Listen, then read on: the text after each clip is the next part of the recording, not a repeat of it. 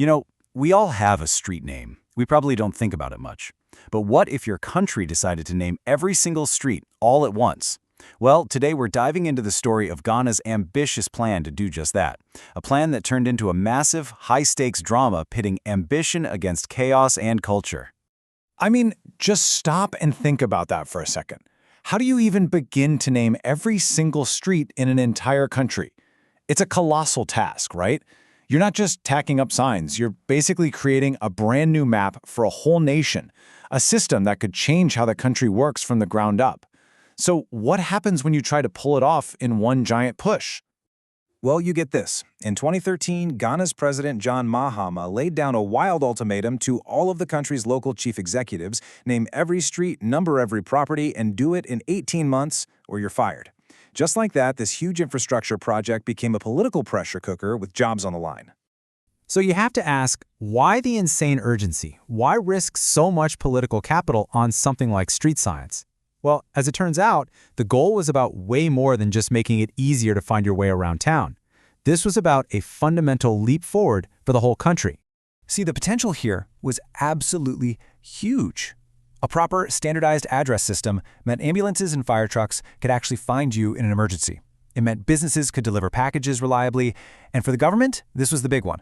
It was a way to finally identify every property so they could collect taxes and actually fund better urban planning. This wasn't just about convenience. It was seen as a key to unlocking Ghana's development.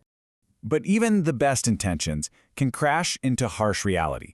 And in this case, the president's command kicked off a frantic, chaotic race against time that put everybody on edge. The timeline was frankly kind of crazy. The clock started ticking in March 2013, which gave officials until only September of the next year. That's a ridiculously short window to pull off a project this massive, especially one that had failed in smaller attempts for years before. And yeah, the threat was very, very real. As that deadline got closer, the Minister for Local Government was out there in public hammering the point home. The message couldn't have been clearer. If you haven't gotten this done, it means you're incompetent and you will lose your job. No pressure, right? But as all these officials were scrambling to meet the deadline, a much deeper problem started to surface. The plan itself. Well, as one governance expert put it, it was just completely disorganized from the top down. Okay, so here is the central screw-up. On one hand, the president set up a national committee, making it look like this big, centrally managed government project. But then, in the same breath, he told all the local assemblies, the people whose jobs were on the line, that they had to find all the money themselves. This contradiction set off immediate and total confusion. And that created this massive implementation gap. I mean, who's actually paying for all this? Where are the signs and the polls coming from? There was no clear unified policy. So the local assemblies were basically left to fight for themselves, which led to all sorts of arguments and basically stalled the project before it even got off the ground. So while the government folks were bickering over logistics and money, an even bigger, more complicated problem was popping up on the ground. This top-down plan from the capital city was starting to seriously clash with the deeply rooted identities of local communities. In some places, officials just started slapping up what residents called strange names. Get this, in the Gaw South municipality, streets were suddenly being called Artegas Street, Alpine Street, and even Watermelon Street. For the people who actually lived there, these names meant absolutely nothing. They had zero connection to their history or their culture. And this lack of consultation became a huge point of friction. Traditional leaders were, understandably, really frustrated. They argued that they had been totally sidelined. Street names are part of a community's story, and they felt like that story was being completely erased for names that felt random and meaningless. And this is the really crucial part. This wasn't a blank slate they were working with. A lot of these streets already had informal, local names that people had been using for generations. So the project wasn't just adding new names. In many cases, it was erasing old ones.